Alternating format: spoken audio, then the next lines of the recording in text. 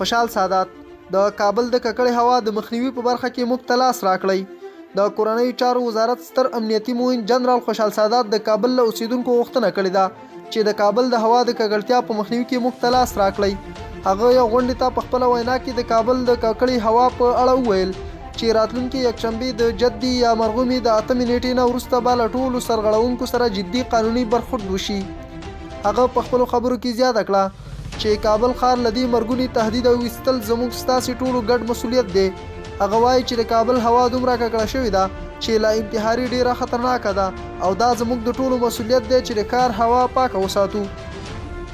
جنرال خوشحال سادات وویل چې د معلوماتو تر مخه اوس چې هر کس 40 ساعته بهر ګرځي نو هغه 15 کیلوګرامه زهر د ګاز په شکل تنفس کوي.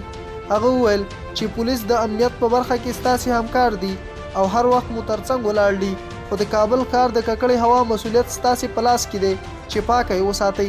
نوموړي خلکو ته وویل چې تاسې سرمایه لرئ، کاروبار مو جوړ دی، تجارت مو جوړ دی، نو راځئ چې د قانون په وړاندې هم مسؤلیتونه وپېژنو.